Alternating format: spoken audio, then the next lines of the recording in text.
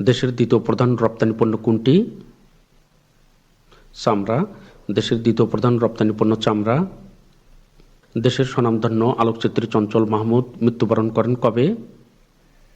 20 June 2025 তারিখে। সম্প্রতি Asia cup আর্চারিতে বাংলাদেশের কোন ব্যক্তি স্বর্ণ জিতেছেন?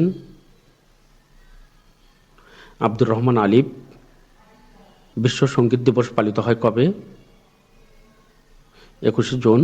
বিশ্ব সঙ্গীত দিবস 21 জুন পালিত হয়। 2026 সালের শান্তিতে নোবেল পুরস্কারের জন্য ডোনাল্ড ট্রাম্পের নাম আনুষ্ঠানিকভাবে প্রস্তাব করার সিদ্ধান্ত নিয়েছে কোন দেশের সরকার? পাকিস্তান।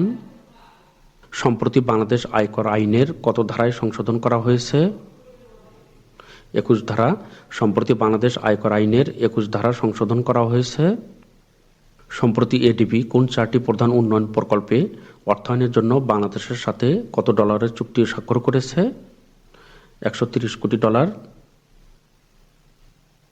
শ্রম আইন 2006 অনুযায়ী কত বছরের কম বয়সী শিশুদের কাজ করানো শিশু শ্রম হিসেবে গণ্য হবে?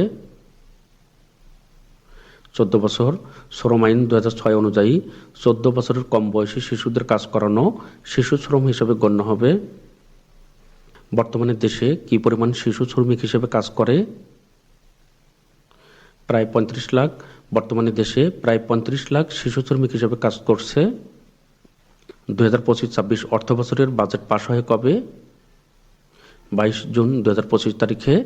2025-26 অর্থ বছরের বাজেট পাশ হয় 22 জুন 2025। 2025-26 অর্থ বছরের বাজেট 7,90,000 কোটি টাকা। ভিডা এর পূর্ণরূপ কি? Bangladesh investment development authority. Bangladesh ও ভারতের মধ্যে ফারাক্কা বাঁধের চুক্তি স্বাক্ষরিত হয় কবে? 12 ডিসেম্বর 1996 সালে। ইরানের সর্বোচ্চ ধর্মীয় নেতার নাম কি? Ayatollah Ali Khamenei. ইরানের জাতীয় সংসদ কি নামে পরিচিত? মজলিস। ইরানের জাতীয় সংসদ মজলিস নামে পরিচিত।